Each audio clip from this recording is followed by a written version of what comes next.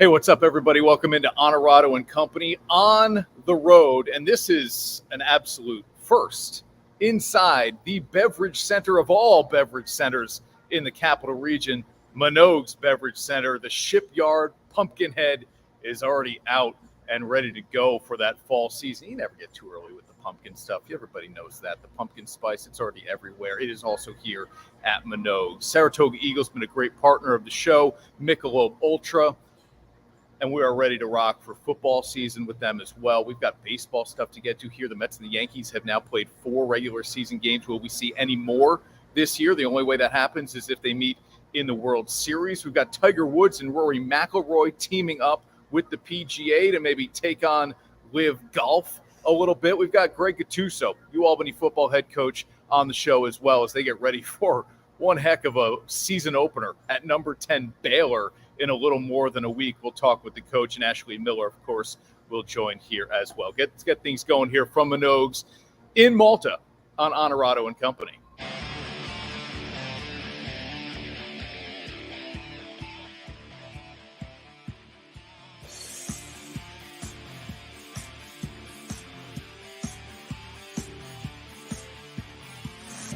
This is Onorato and Company. Brought to you by Alpen House. Shout out to our people at Alpen House, Andy Heck and Katie Osborne, longtime supporters of the show. And now we are so pumped to have this guy as a part of our team as well, Saratoga Eagle, Jeff Euclid. Jeff, it's good to see you, man. Thanks for doing this. Great to be here. Thanks for having me. Thanks for hosting us here. Welcome. All right, this is great. We'll move around the space a little bit. Absolutely. If people haven't been to a Minogue's in the capital region yet, you're missing out. The one in Malta is where Ashley and I love to shop. We're right up the road from here.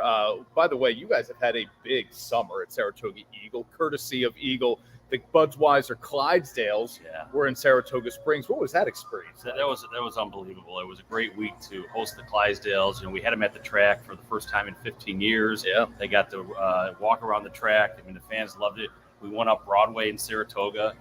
Marched up Broadway, went down to the fire station, presented the fire station with a Clydesdale plaque, a horseshoe. They put out our fire Christmas Day, so we wanted to recognize them for all the great work and service they do for our community. And you got to ride along, right? I rode on the hitch, yes. And I just got, I got my wave down. That's pretty cool. Like you said, it's been a long time since the Clydesdales were in town. And what a year to do it, right? It feels like maybe we're back to normal at Saratoga Racecourse. Have you gotten that sense as well? We do. And this is our first year back at Saratoga Racecourse as well as a sponsor. And it was just a great way to launch the season. And I feel like we're finally coming out of the pandemic and things are going back to normal. Business is good, right? Business is good. Yeah, we're having a great summer. I mean, look at the weather, right? I don't tell too many people this, but the guy in the big sky there, that yellow thing, that's a good salesman for us. So we're very, very excited about that. There have been a number of new products that you guys have been part of. The launching of, seltzers like nobody's business. Right. I know Bud Light has a seltzer that does so well. I'm a big fan of Neutral, which you can't get here at Minogue's, but you can get next door at Bricks. Correct.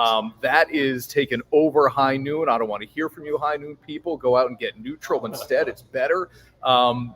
It's just an ever-expanding industry, isn't it? It really is. And I have a saying, we quench thirst for every occasion, and that's the business we're in. So whether it's Neutral, which is it's a vodka-based product, a vodka-based seltzer, or a Bud Light seltzer, which is a malt-based seltzer. I mean, you name it, we have it. And of course, you walk around the store here, there's not a product that you can't get that won't quench your thirst. We're very proud of the local business that we do here. Yeah.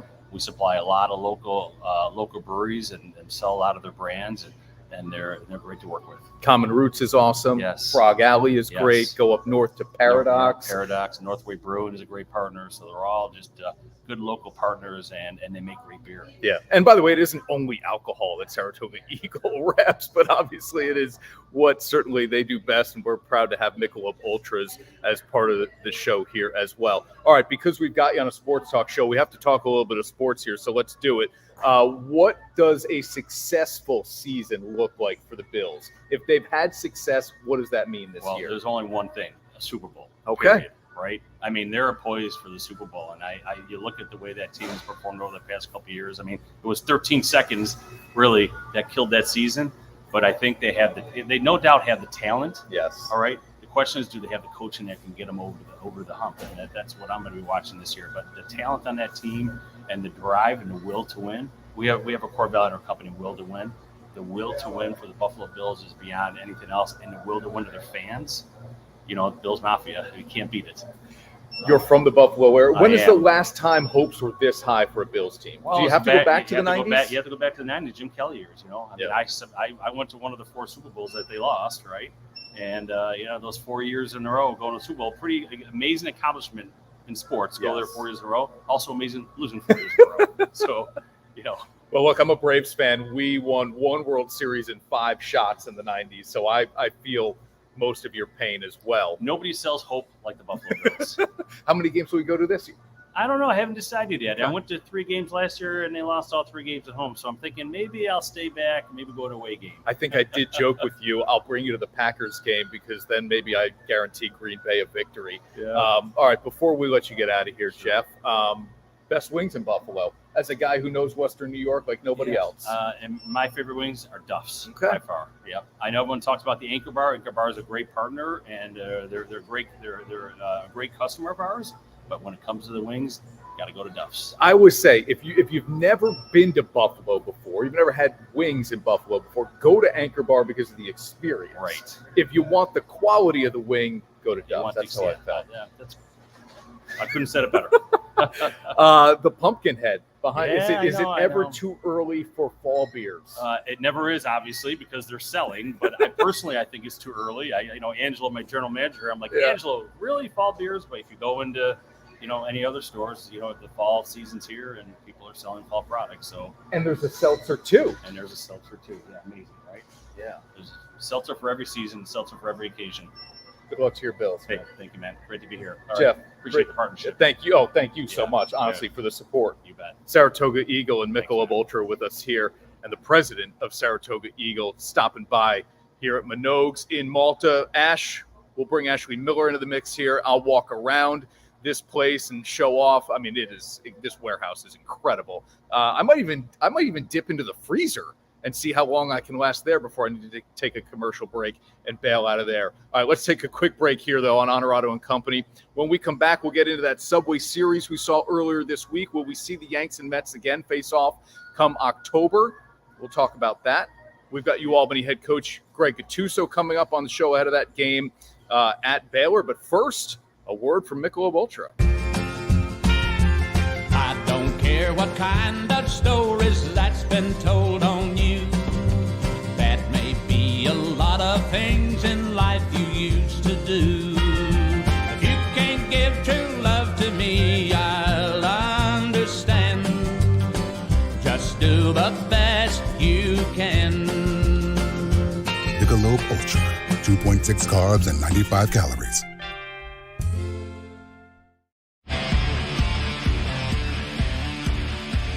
And now back to Onorato and Company, brought to you by Alpenhouse.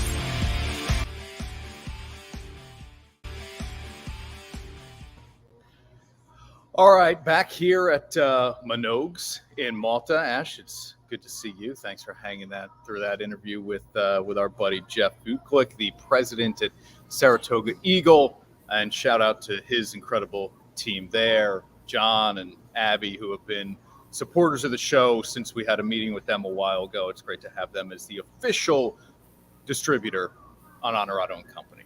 Yes, sir. You didn't take me with you today. We switched out. I came in here. You went home. Correct. I'm not far from home. We've spent some time here. They've got great products. You can see.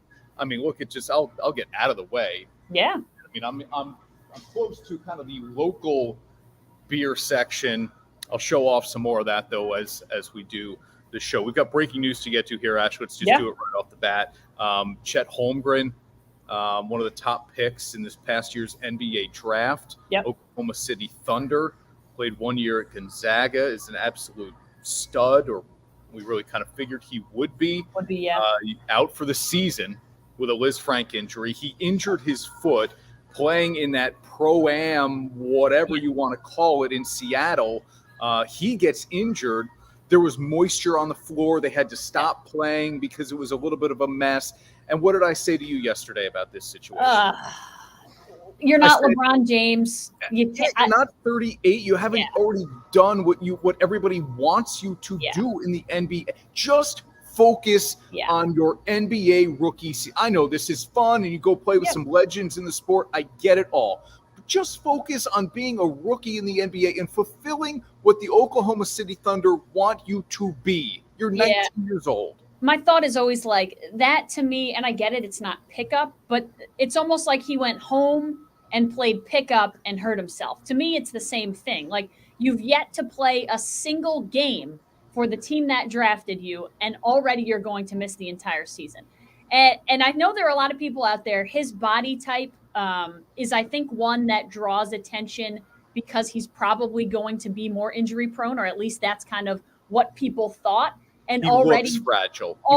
He's making that kind of come true, which isn't a good thing. So, not a good start if you're rookie Chet Holmgren an entire year.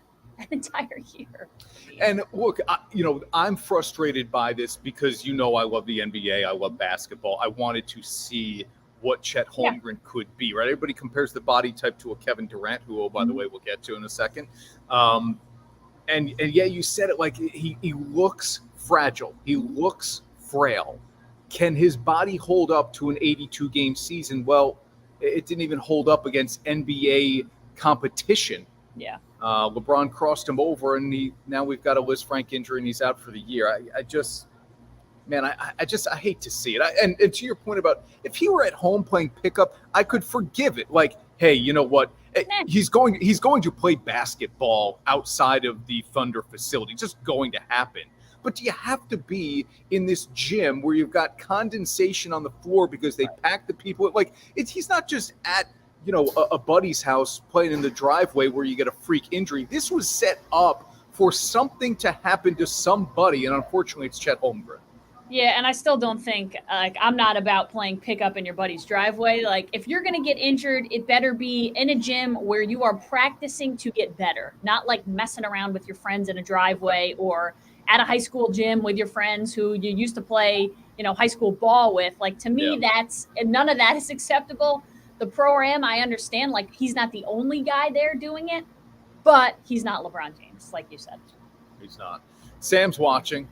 Good morning, Sam. Carol's watching as well. Well, great, Carol. We hope you're are great as well. Nick says he's ready for the pumpkin ale. Okay. All right. Yeah, ready for some of this? I said this yesterday when we were up there. Shipyard is my favorite pumpkin ale. Mm-hmm. I know there are others out there. I am a big pumpkin fan, but I'm also happy to wait until fall really hits. I don't wish pumpkin into my life, just like I don't wish football or the fall into my life, because that means cold weather. I'm happy to accept it when it gets here, but I'm not wishing my summer away. Okay. There are a lot of people who wish fall into their lives. Yeah. And people say it's their favorite season. I'm like, just savor summer. It's so short in the capital region. Can we please just enjoy the 2.5 months we get of it? Correct. And with Travers coming, we'll preview the race here in a second. Summer's pretty much over. Mm-hmm. That's kind of what we have learned. Brian says pumpkin everything. I agree. I also am not. So there are a lot of people who want to knock people who drink pumpkin in, like, as soon as it comes out on August 15th. You do you. I'm happy. You can drink pumpkin all year long. I don't really care. It's just not me. But I'm also not going to tell someone that they shouldn't drink pumpkin because it's not fall. Whatever. Who cares? Okay. All right, let's get into what we saw this past week in Major League Baseball. Yanks and Mets had Wednesday night off this week. Yep. So as we are here on a Thursday, if you're watching us Saturday night on My 4, Yanks are on the road out west. Mets are beginning a 10-game homestand. But let's talk about the Subway Series we saw here. These two teams split the 4 regular season games. Home team held serve. And will we see these two teams on a baseball field again before 2023? I mean, I sure hope so. I think that would be awesome, but that means it's going to be in the World Series. So I'm going to say no, but I really hope so. I think a Subway Series, and I could be wrong, I think a Subway Series would be great for baseball. I know you wouldn't agree, but yeah, I think it would be great for baseball. But and I don't think that it won't be the Mets. I think it won't be the Yankees there. So not only are you, first blush of the answer, not supporting the Braves getting the World Series and facing your Yankees. You are now doubling down and saying, actually, in fact, I think only half of it would come true, and it would be the Mets, not the Yankees. Yeah, I'm being a realistic participant. I'm not voting with my heart. I'm voting with my head, or choosing with my head, not my heart. I support your Braves. I also support my Yankees. I just think the Mets are a better team right now. Yeah, I don't disagree. They're very, very good. I've said it on the show all season long. Quite frankly, I'm getting sick of all the positive things coming out of my mouth in regards to the New York Mets. But you don't I'm say that many positive things. I think they're the best team in the National League. If you held me down today to a World Series pick out of the NL, it would be the Mets. And we'll see Jacob deGrom on Thursday night as the Mets open up a 10-game homestand, starting with the Rockies. I got a question for you from our guy Joel. He's not on, I don't think he was able to watch on YouTube, so he left me a message on Instagram. Hi, Great. I'd like to contribute this question for the next O and Co. When will be the next loss for the Braves? Seriously, 2 of 3 against the Astros, 3 of 3 against the Pirates, which it's the Pirates. They win when they need to. When are the Braves going to lose again? This weekend. They will not sweep the Cardinals. Oh yeah, you're right about that. Cardinals are good. Especially not against Jordan Montgomery, which we'll get to in a minute. Yeah, they're the Sunday night game, Atlanta and St. Louis. Atlanta will That'll not be awesome. sweep them. Obviously, they scored 14 runs on Wednesday's getaway game against the Pirates. They will not sweep the Cardinals. So, Joel, love you for chiming in, but the Braves will lose a game, at least one, this weekend. Let's hope only one. All right, Sam's got a good question here. Let's weigh in on this here. He wants to know our thoughts on next year's schedule. Teams playing every other team, only 13 games against it. I don't like it. I love the heavily weighted schedule of playing your division opponents. I love that baseball changed that a number of years ago, where you were going to finish with a division opponent every regular season. It makes September incredibly interesting and stressful and all of that. So I don't like that we're eliminating division games. That's me neither. And I just also don't think, like, to me, Yankees D-backs at this point in my life, Yankees Rockies, like, that is not interesting to me. Or whoever it's going to end up being, I'd rather play against the teams in my division. And it'll be interesting to see, with only 13 games against each team versus however many you're playing this season, how that affects, like, how races are determined, whether it's earlier in the season, later in the season, if we feel like that is affecting how quickly teams can separate themselves, or if it just kind of bunches teams up, if it affects it at all. How about this? We're going to jump into your Popeyes Louisiana Fast Minute right after this comment. Nick picked up Jordan Montgomery. Boy, you're smart. So did my friend Sean. Smart, all of you. A one-hit shutout his last time out. Not bad. Not bad at all. Bad. I wish we still had. The fans have been booing Brian Cashman for a little while here, and part of it, I think, is they would like to see him maybe do something about Aaron Boone, but they also don't love the additions and subtractions that he's made here up against the deadline. All right, Ash, let's get. Of them have worked out. I know, crazy. All right, with that on the mind here, you're on the clock here. The Popeyes Louisiana Fast Minute. All right, I had a problem with this when it happened, when they traded Jordan Montgomery totally unexpectedly. I felt bad for the guy. He's all teared up. His girlfriend is doing a residency at Mount Sinai. They're now going to live half a country apart. I felt bad for the guy. Now I feel bad for Yankee fans, and I don't feel bad for management of the Yankees. I feel bad for Yankee fans and the Yankees players who were his teammates, because this guy has taken the bull by the horns. He's gone to St. Louis, which is arguably the greatest baseball city in the country, and he's done in 4 starts has been 4-0 with a 0.35 ERA. You mentioned the win against the Cubs, which now we're talking a couple days ago.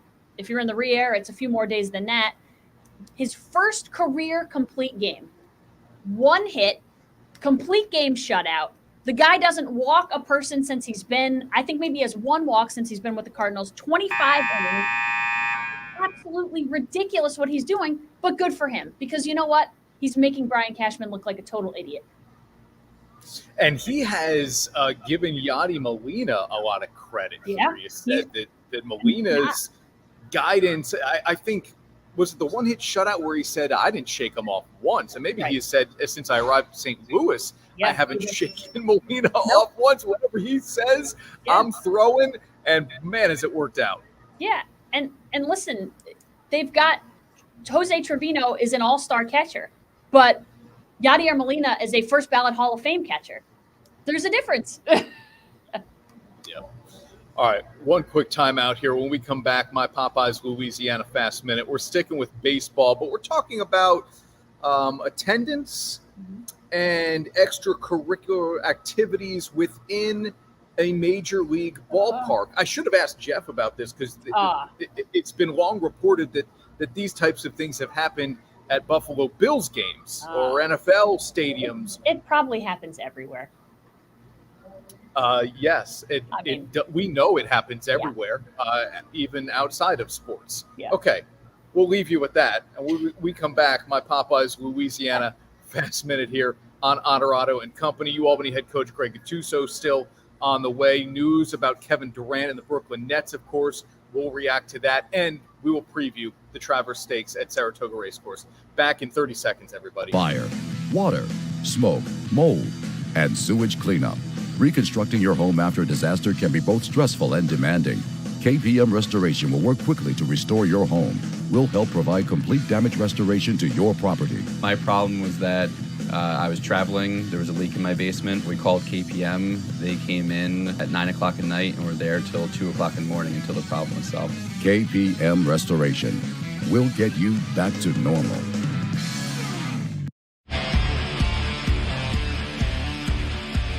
And now back to Onorato and Company. Brought to you by Alpenhaus. All right, back here live at Minogue's Beverage Center in Malta. I'm moving around here a little bit, Ash, as you can tell. It sounds like you're near the freezers more. Oh, I am. Just so maybe based I shouldn't on the sound. even go into Yeah, maybe not. We might not hear you if you do. the beer cave. There it is. But I mean, look at this space. It's awesome. It's unbelievable. Whatever your beverage needs, they've got it here at Minogue. So if you're getting ready for Travers Weekend, come by and see our people at Minogue's in Malta. I'll move over here a little bit away from the freezer for you. And let's get into the Popeyes Louisiana Fast Minute here for me, Ash. Yes. When I saw this story, I thought to myself, I am talking about this on the podcast because I'm juvenile in nature. That's why. Okay. Men don't mature beyond the age of 16 in many ways. And so when I heard about two Oakland A's fans hiding in a corner of the stadium, this is not them, but hiding in a corner of the stadium where there was nobody else around because these games are so poorly attended, and they were not watching the game. They were paying very close attention to one another, let's say.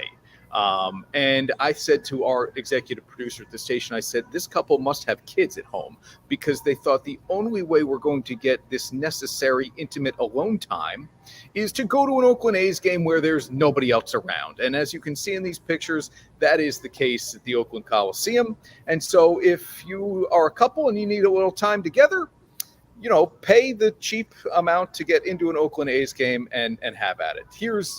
I was going to say, we're not talking about making out either. So. End of the story, if you will, is that Major League Baseball is going to investigate this thing. I mean, come on. Are you kidding me? They've beefed up security at A's games now. So more security than there are fans. Yeah. I mean, you know how this goes. People hear about what this one couple did at an A's game. There are other people who then say, hey, let's go do it. That sounds exciting and fun and stupid and okay. And so you knew there would be more who would follow. So I get the security. But if you're Major League Baseball, leave it alone. Well, what do you care? Listen, there are people who have like checklists of places that they would love to do it. Now you just put a baseball stadium on everyone's checklist. Yeah, and look, that's more exciting what's going on in the stands than what's going on in the field in Oakland. Certainly. So maybe people should be paying to watch what's happening in the stands as opposed to on the field. That's My a whole buddy, different thing. our buddy Sean Martin will be so thrilled that this is how his Oakland days get on Onorato and Company. I know. Well, we used to talk about Kevin Smith. Now we talk about people having sex in the stands. Yeah. All right. Good. Let's talk about That was let's talk about the Travers here before we Yeah. get to UAlbany head Coach football G. coach Greg Gattuso. As we've got a few minutes before he pops on. This is not a big It's field. deep. I was going to say not a deep field. It is a No, deep field. it's deep, not a yeah. big field. This is not, an ocean. It's a deep river, but it's incredibly talented. Mhm. And I've had horse players say to me, this may be the best Travers field in really recent memory. We've had star-studded singular horses. Yes. But in terms of a betting race, Right. this thing feels, I'm not going to I hate the phrase wide open. Everybody uses it. But it feels like a lot of people are going to go to those betting windows on Saturday with a number of different combinations. Yeah, and be confused. Listen, I'm you can't really pick a bad horse. Listen, I get it. A horse like Ain't Life Grand and Gilded Age are supremely long shots, but we've seen crazier things happen. There's a horse on there called Rich Strike.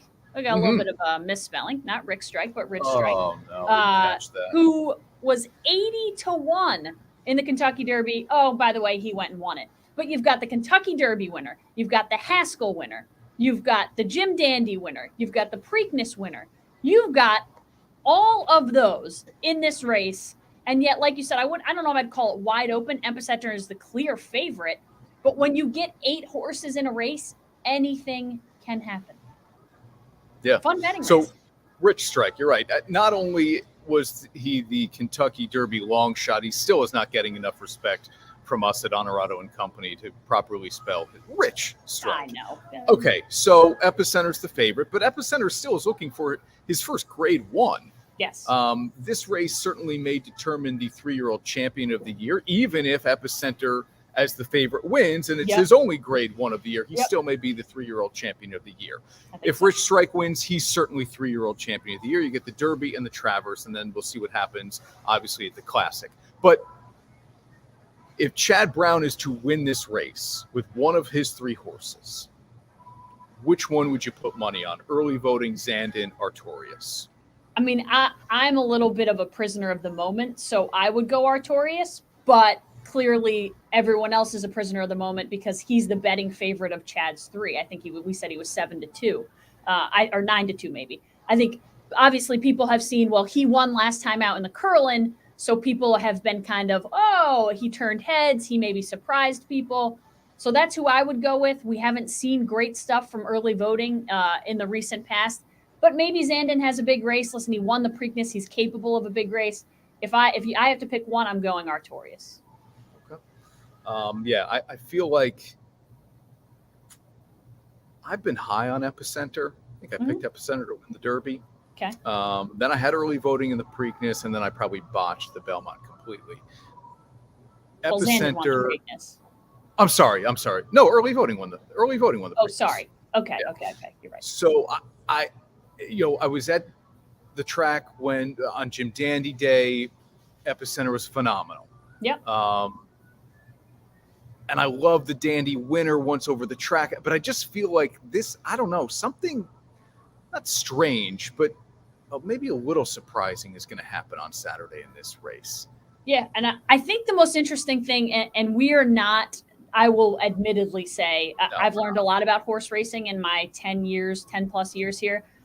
We are still not horse racing savants or connoisseurs. I think some of the most confusing stuff to us is that we don't understand the track surface. We don't understand when the track is fast, when it's not fast, when it's sealed, when it's whatever.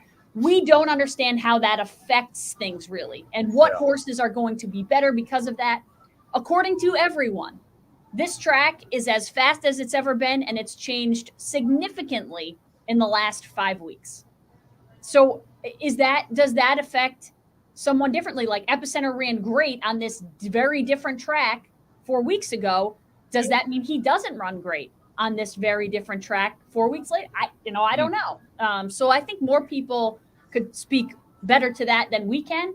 But that's why I think it's a fun sport, because it's fun to maybe not know everything sometimes. Oh, there's no doubt about it. All right, Ash, we can still hear you. We just won't be able to see you. Yeah. As we go to commercial break here before we bring in UAlbany football head coach Greg Gattuso, I want to show off some of the What are you buying for me? beers that Saratoga Eagle has here at Name them off. Minogue's Beverage Common Center. Roots? Well, we already talked about Common Roots and Frog Alley coming up on Common Roots right there. I've already passed Paradox. Artisanal is a very popular local Unified. beer as well. Unified, yes, they've got it all here. Yeah. So we'll bring in Coach Gattuso live from Minogue's in Malta. We're back in only 30 seconds, everybody, with the head coach of the UAlbany football program as they get set to travel to Baylor. Hang on, back right after this. Marcella's Appliance Center, our commitment is to you, providing essential appliances that families depend on for cooking, refrigeration, cleaning, and sanitation, plus appliance repair. You can have peace of mind that Marcella's is here for you today and every day, like we have been since 1957, helping you make the right choice with trusted brands like Whirlpool, Maytag, KitchenAid, and many more. Shop Marcella's Appliance Center in-store, online, or by phone. We're here for you. And now back to Onorato and Company. Brought to you by Alpenhaus. Welcome back to Onorato and Company. Chris Onorato, Ashley Miller. Ash, what would you say is the number one thing we know about Waco, Texas? Well, I've been to Waco, Texas. When I played at Syracuse, we played at Baylor. There's not much to see there, but I know it's better because of Chip and Joe. Yeah. Chip and Joe brought it out of the David Koresh era. Out of the abyss. And obviously there's some great football and great basketball that is played at Baylor in Waco, Texas. But I wonder, will the UAlbany football team get to meet Chip and Joanna Gaines? That's up to the head coach. That's the goal, right? Greg Gattuso. Aside from a win. Here on Onorato and Company. Coach, how are you, man? I'm good. How are you? It's good to see the Honoratos again. Oh, good to see you. It's great to see you, buddy. I'm glad. It's been, as you know, a long time for me to talk some football with you, so I'm happy we can do this. Baylor, boy, you're not going to take it easy on your guys right out of the gate here, huh? I mean, we've had a COVID year, a spring season, trying to recover from all that and playing fall year last year, and you're like, guys, let's go play a team that made the Big 12 championship game last year. Yeah, we thought this was a great way to start off 2022, with a nice, easy road trip to a nice, warm destination and play the number 10 team in the country. So, yeah, we're excited about it. I'm still recovering from the David Koresh territory. Hadn't really put that together. Every time I talk to the media, maybe you can help me. You really have a knack for getting some celebrities to pay attention. But, I've asked multiple times that I've been talked to by the press in Waco. They asked me, what did Baylor give us to come down and play the game? And I said they promised me a meeting with Chip and Joanna Gaines. So that's gone over. The media people like it, but haven't heard from Chip or Joanna yet. And I have high hopes. I mean, we're going to have some wives at the trip, and it'd be very nice to meet them. We're all big fans of Fixer Upper and Chip and Joanna and what they do. Maybe even some cookies from Magnolia Bakery could kind of seal the deal a little bit. That wouldn't be so bad. Well, if you could get us in with Chip and Joanna with your connections with Hollywood that you have, then maybe I'll bring you some cookies. How's that sound? Okay. I was going to tell you, if we can hook you up with Chip and Joanna, we better be on that plane with you going to meet Chip and Joanna. Guaranteed. Done. Perfect. All right, we'll get to work. All right, let's Chris looks skeptical over there, though. Yeah, well, you know what though, I really will see what we can do. Look, it's the home opener, right? Chip should be there. They go every game. We're willing to go. We'll be down there Thursday. We're willing to go over and visit at the store now. I remember when they bought the property and it was a dump, and he fixed it all up and turned it into this. So we've been there from the ground floor with Chip and Joanna. All right, let's see what we can do. Let's talk about this schedule first here, just because, and then we'll talk about Baylor and how you kind of grow this team through so much adversity over the last couple of years. Not a single back-to-back game at home. Yep. I don't know who we need to talk to at the CAA, but this isn't the way we would like to draw up the schedule, or I know you would, I assume anyway, right? Let's build a little momentum with consecutive home games. But when you saw the schedule laid out, obviously you had a hand in building it to a degree. What is it about the way this sets up that you like for your guys? Well, the home and away thing doesn't really bother me. I think as much as you'd like to have a couple home games in a row, it's tough when you have a couple away games in a row. So this doesn't bother me. It's very rare. I think maybe one other time as a head coach in my 20 plus years of being a head coach that I've had this alternating schedule. But it's fine. I think it's always tough with that home opener being a big conference game, with UNH. It's a rival game. It's, we're coming off a tough game at Baylor, and then we got to come back here and we got to get a win. That's going to be a critical piece of the season. And then, we have two pretty good, tough out of conference games in Fordham, who has a quarterback who's they're talking about is in the draft pool, and he's a challenge, and they've done a good job there. And then always a tough Central Connecticut team run by Ryan McCarthy, a former Great Dane. So, the first 4 weeks are going to be, we're going to find out who we are. We get into an off week again, which will be good after the fourth game, and kind of regroup and then hit the conference schedule. Coach, I'm not going to compare Baylor and North Dakota State, but in a way I will, because you start with kind of a monster right out of the gate. And you did the same thing last year. You had North Dakota State, you had Syracuse. So you really challenged your team right off the jump. You have kind of small windows of opportunity to really do that in the preseason, we'll say, before you get into conference schedule. How do you approach this Baylor game? Do you realistically, as a coach, say, we want to go in there and win? Is that what you're telling your kids? Or do you set other goals and find ways to come out with wins if the final score doesn't go your way? I think the big thing I talk to my team about is putting our best foot forward. And I think, we have to be consistent week in and week out. And I think in a tough conference like ours, if you specialize in 1 week, that you have to win this game or you're going to win this game. Obviously, we want to win every game, but we've got to be able to put our best foot forward. We've got to tackle well and block well and execute our offense and defense. And a big part of it is special teams in these kind of games. So, our message is always clear and always the same: is be the best we can be, and that's what we're working on right now. Is just to be the best football team we can be. We're meshing some new people into our team, and I feel really good about where we're at right now. Greg always gives you some good insight to the program on Twitter. You see it there on your screen at Coach G Gattuso. Give him a follow on Twitter. Coach, you just kind of alluded to it. Some new names, faces that fans will get used to.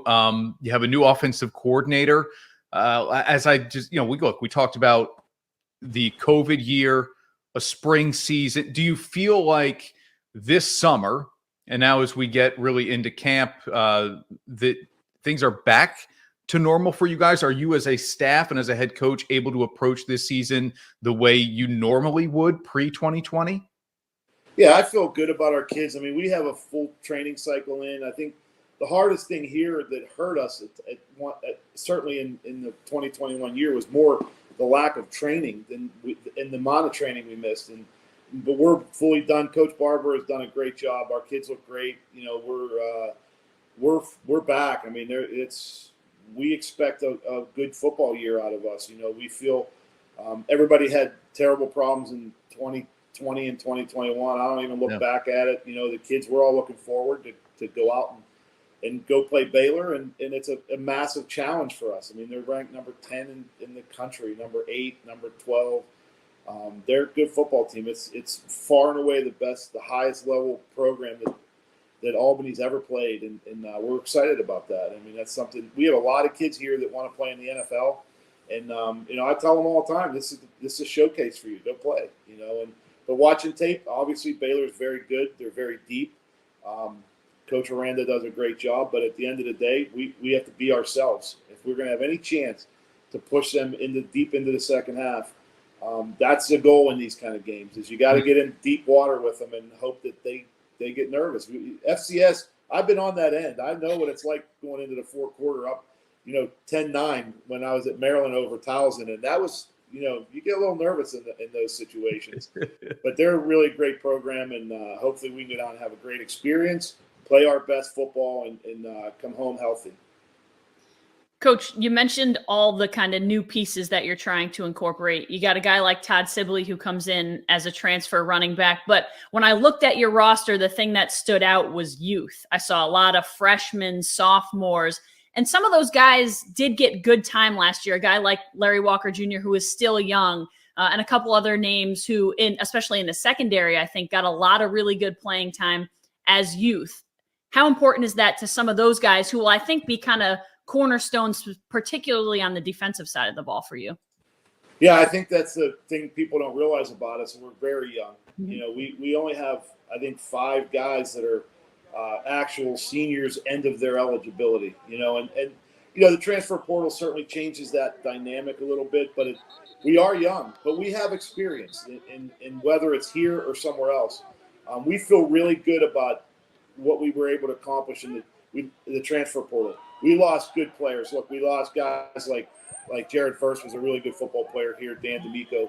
But we've replaced the 2 or 3 real impact players, we think, with 8 or 10 or 12 kids that have fit into our program seamlessly that are going to be out there on the big stage against Baylor and do well. And that group includes Todd Sibley and A.J. Simon and Anton Junkic and Reese Paffenberger. And, you go down this list, Brevin Eastman, Quinn Zanoble. There's a large number of guys that we've brought in from some Division II schools and a couple transfers that are impacting our team in a very positive way.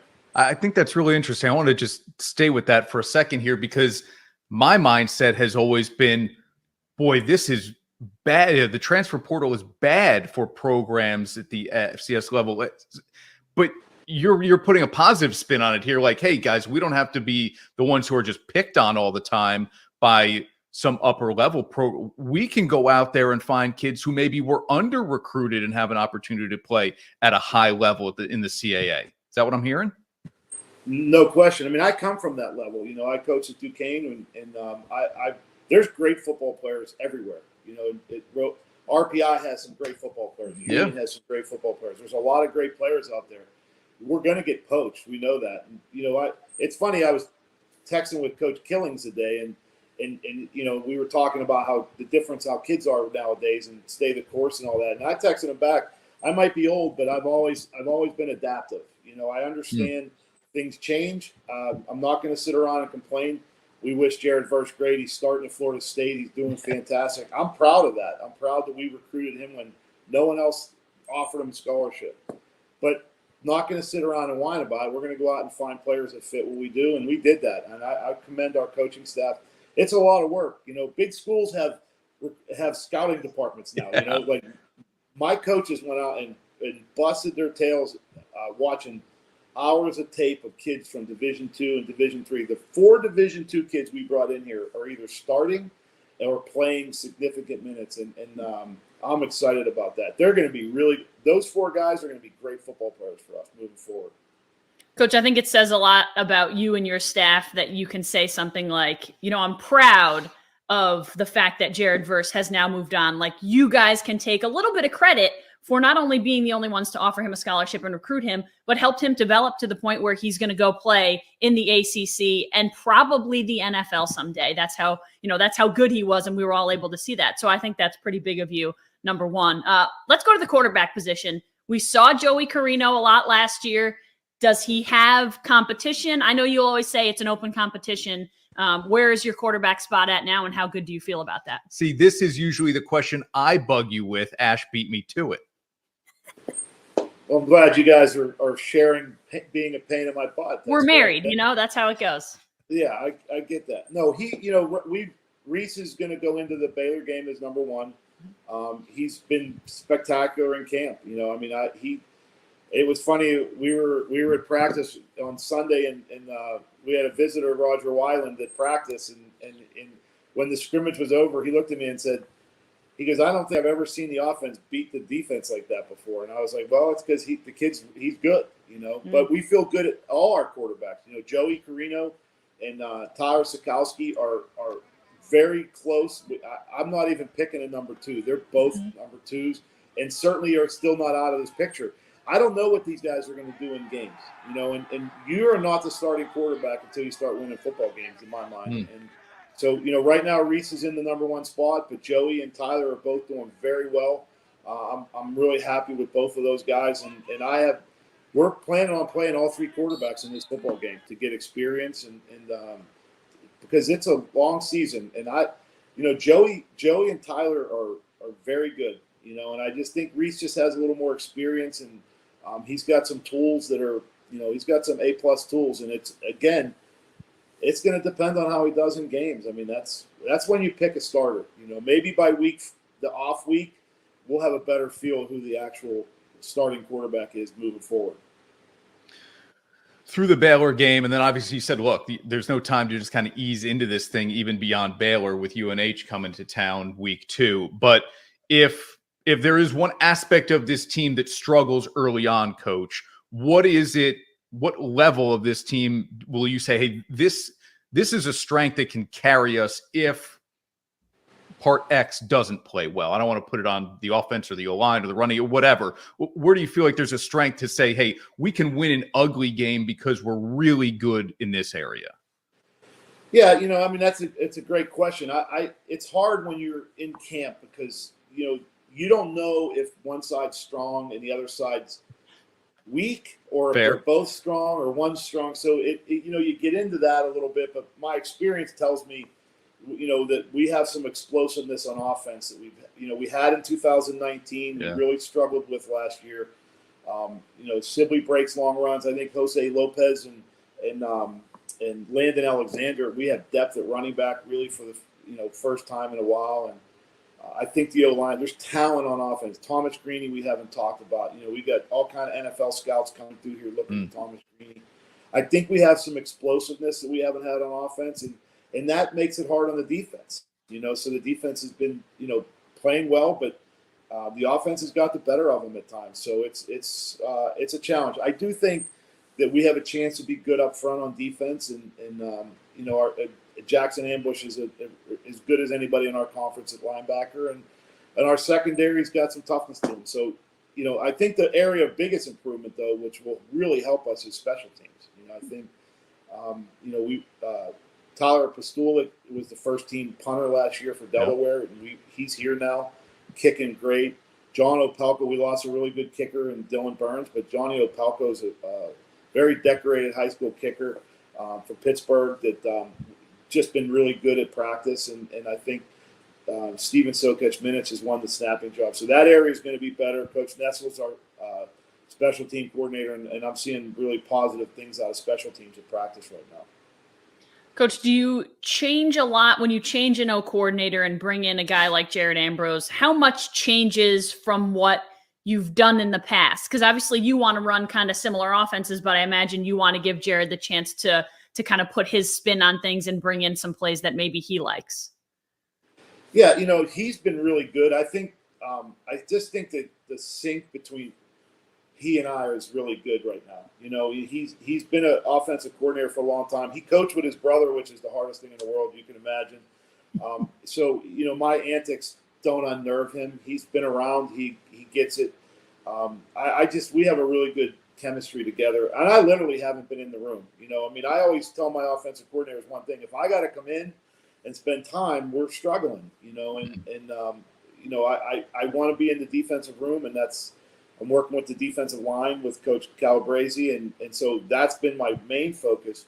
But Jared and I share the same kind of mentality of what we want, and I think Nate Byam and Will Fiocchi have been here. They know those guys kind of get what we're trying to accomplish here, and Jared just kind of fits in. He fits in really well, perfectly, you know. And I think he's done a good job, and he's been challenging our defense every day at practice with schemes and timing of how to do things. So I've been really happy and with him, and I feel like we're a more complete football team right now at this moment because I see the strengths on both sides right now. We might not be the most dominant. We're not big, really big on defense, but we got good speed, and I think that we have good balance. And I think Jared's a big part of that because I'm not sitting here worried about, when I say run the ball, if we run the ball or not. That's a nice, comforting thing for a head coach. How many times did you see Top Gun in theaters? Just once. Just once. I thought it was very good. Yep. Tom Cruise looked terrified in some of those shots. I'm sure he was. But no, it was a great movie. Yeah, we I'm liked worried it. about Hollywood though. There's not a lot going on. I know. We just saw Elvis in theaters. I want to see it. Did you like it? Yeah, it's different. It's different. It's very interesting. I would say I'm interested to learn about people that I don't know a lot about. I know Elvis, but you don't know the ins and outs of his life. So I thought it was cool. Mm-hmm. Just very differently done. Yeah. Yeah. It was kind of like the Queen biopic was phenomenal. I loved it. Chris hasn't seen it. But I also loved the Elton John one. And they were two totally different concepts. Yep. Haven't seen Rocket Man either. Yeah. You didn't see either one of those? You should be ashamed. I haven't seen Rocket Man, but I saw Queen. Have you seen Yesterday? No. About the Beatles? No. That's a date night movie. You should watch that. It's a great movie. All right. It's not about the Beatles, but it's the Beatles theme. It's fantastic. All right. So you buy the popcorn, I'll get the soda, and I'll see you there for the date night. As long as it's a Thursday night, I'm good. All right. Perfect. All right, Coach. Chip and Joe will be waiting for you on the tarmac, I'm told. Good luck at Baylor, man. If you pull this off, Onorato, I can't even tell you how many pair of green soled shoes I'm going to find for you. All right? And I will take you on this trip. There's a good little inside between us. Thanks, Coach. Good luck, man. Great to see you. Happiness is found in simple things. The sun on your face, sharing laughs, at the campground, getting wet, relaxing together, the love of family. There's never been a better time to go outside and play.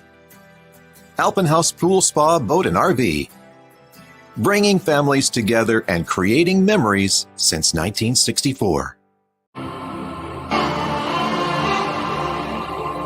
Teams, athletes,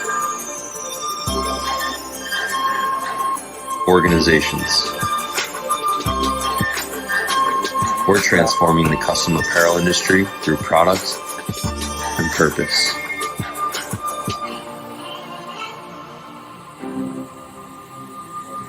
Claim your crown.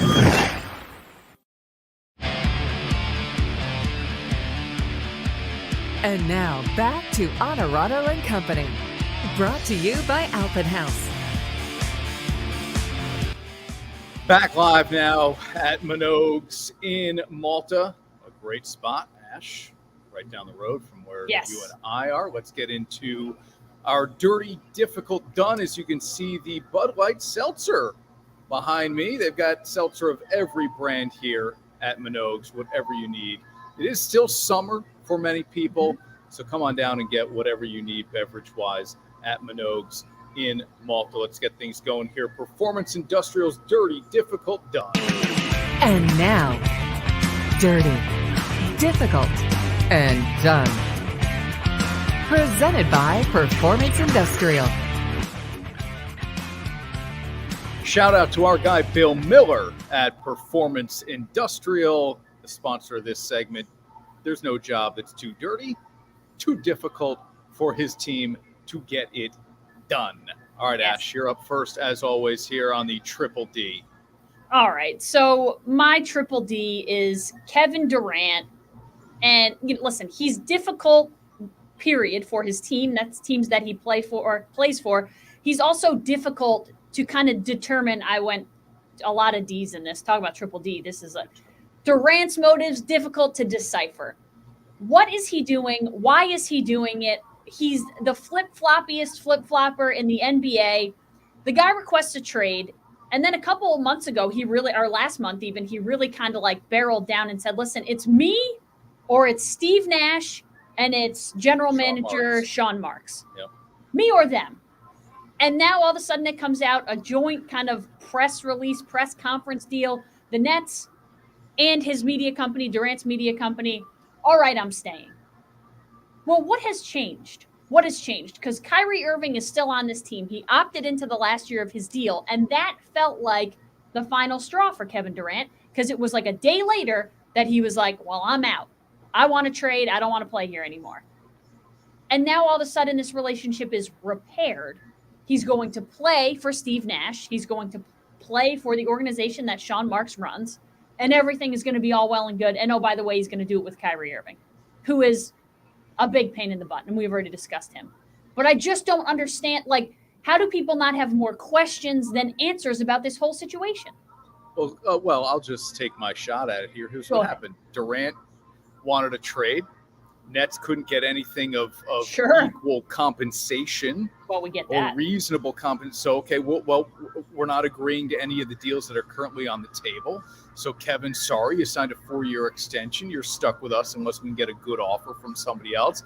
That hasn't happened. Durant didn't get his way with the firing of Nash and Marks. So, all of a sudden, this league that is run by superstars, and Kevin Durant is a superstar, but he hasn't proven that he can have a team built around him to win a championship. No. That's a problem. So Durant just ran into a brick wall. Good on Joe Tsai, the owner of the Brooklyn Nets, to not give in to the superstar situation here. I say, man, props to you for being steadfast in that. I agree. All right, digging your heels in. Back in 30 seconds. You've heard of unsung heroes. The men and women of Nyskoba are the unseen heroes. For the past year, you've learned about our many charitable endeavors. Now it is my privilege to share with you the work performed by our members, the 20,000 state correction and law enforcement officers shielded from view. They work in difficult and dangerous conditions and are an extension of the police who protect our neighborhoods. Nyskoba honors New York's police and firefighters and salutes its own members who help deliver a peaceful night's sleep.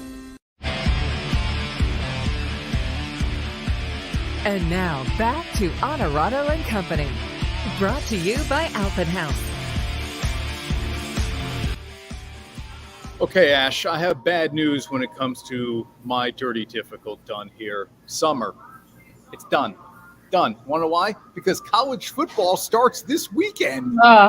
Summer is done. Not only is it the Travers Stakes where we kind of mark the end of the Saratoga meet for many people. There's a full another week after that. However, the Travers is everybody gears up for that at the beginning of the meet in the middle of July. And then when it reaches us at the end of August, we kind of say, okay, kids are going back to school. We're getting closer to Labor Day. And now college football starts this weekend. Are there any games that you really want to watch? No. But will you watch them anyway? Yes. Why? Because it's football. You have Nebraska and Northwestern. Is this a good football game? No. But it's not awful. 12:30 on Saturday. I will find a way to see a little bit of that game before I go to Saratoga Racecourse. And then you get home late at night. You get Vanderbilt in Hawaii. Let's do it. So summer is unfortunately done as we welcome college football season in. Yeah, it is. To answer your question, Sam wants to know if we've got any big plans, like a show on the beach. We don't have that kind of budget, Sam. No show on the beach, but maybe a show at the Great Sacandaga Lake. Stay tuned for that. Thanks for watching Onorato and Company, everybody. Have a great weekend.